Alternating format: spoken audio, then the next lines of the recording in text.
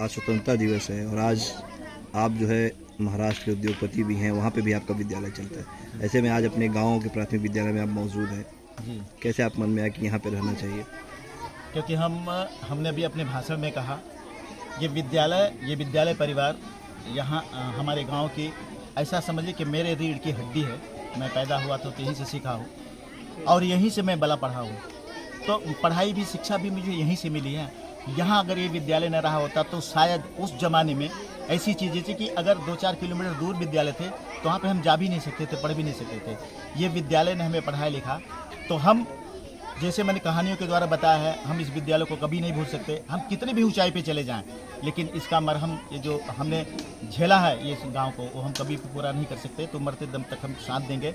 हमारा कहीं भी कारोबार हो, हमारा विद्यालय है, हमारी विशेष है, वहाँ पे ट्रस्टी, हमारे बेटे ट्रस्टी हैं, वो झंडा फहरा लेंगे। लेकिन यहाँ झंडा फहराने के लिए कहीं भी रहूँ, किस दुनिया के किसी भी कोने में रहूँ, मैं ज़रूर आता हूँ। और यही मेरा संस्कार है। शायद बुजुर्गों ने, इस गांव के बुजुर्गों ने, मेरे माँ बाप ने, मेरे घर के परिवार के बुजुर्गों ने ये मुझे शिक्षा दी है कि उस ज़मीन को न भूलना जहाँ पे आप पैदा हुए हैं। इसलिए मैं आता हूँ। विद्यालय में बच्चों का परफॉर्मेंस भी आपने देखा किस तरह से प्राइमरी विद्यालय के बच्चे जो इस तरह से तैयार हैं, क्या कुछ कहेंगे आप यहाँ के अध्यापकों के बारे में, जिस तरह से उन्होंने ट्रेनिंग दी है बच्चों को और बच्चों ने जिस तरह से स्पीच वगैरह भी दिया है इंग्लिश में, तो क्या कुछ कहना चाहेंगे आप बच्चों को? जी बिल्कुल, जैसे मैंने कहा महानगर के में विद्यालय हमारा भी है, इंग्लिश मीडियम का विद्यालय है। ठीक है, परंपरा है इंग्लिश मीडियम का, तो इंग्लिश मीडियम का विद्यालय हमारे पास है। लेकिन हमने जो परफॉर्मेंस यहाँ देखा वो मेरे विद्यालय में भी देखने को नहीं मिलता। वहाँ पे तो ऐसे ऐसे टीचर्स हैं, वहाँ पे जो PhD की हुई है, वहाँ पे हमारे यहाँ विद्यालय में टीचर्स है। हमारा 10वीं तक इंग्लिश मीडियम का विद्यालय है। लेकिन ये परफॉर्मेंस मुझे महानगरों में नहीं मिलता है। हम झंडारोहण के लिए अगर बॉम्बे में रहते हैं कभी, आज 10 साल के पहले, अब तो मैं 10-12 साल से यहीं पे आता हूँ। लेकिन जब मैं चुनाव 2009 में लड़ रहा था, मैं बहुत सारे विद्यालय में महानगर के जाता था। लेकिन ये परफॉर्मेंस, ये जो कॉन्फिडेंस है बच्चों के अंदर, गांव में रह के, देहात में रह के, ये पेड़ की छांव के नीचे रह के, ये जो परफॉर्मेंस इनका दिखता है वो कहीं दिखता नहीं है। ये अगर यहाँ के टीचर्स थोड़ा सा ध्यान दें तो ये बच्चे देश में नाम करेंगे, देश में अपना नाम रोशन करेंगे। हम इनकी साथ देने की ज़रूरत है। इसलिए मैं इनके परफॉर्मेंस को बड़े ध्यान से देखता हूँ और मुझे ये समझ में आता है कि ऐसा परफॉर्मेंस मैंने आज तक नहीं देखा है।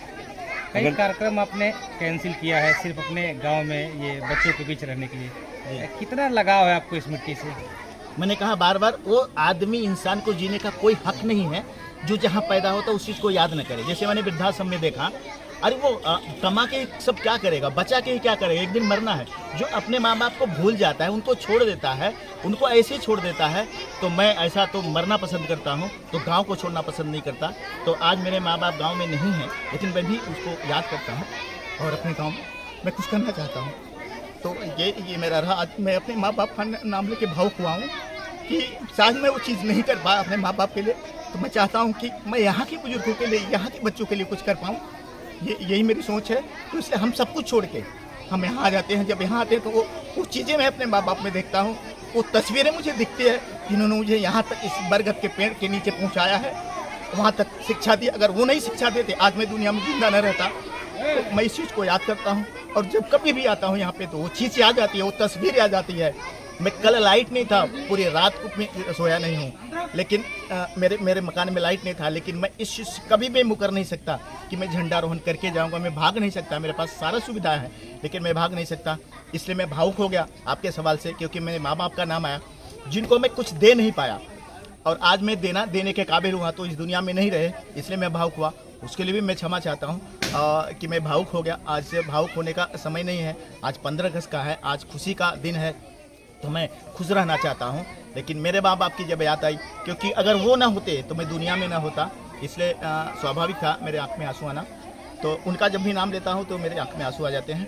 तो ये मैं अपने गांव में यही देखना चाहता हूँ कि जो उनके सपने रहे, जो मेरे माँ बाप के, जो बुजुर्गों के सपने रहे, पहले में और आज में बहुत अंतर है। पहले लोग एक दूसरे के घर पे चाय पीते थे, एक दूसरे के घर पे जाके एक दूसरे के साथ, यहाँ पुलिस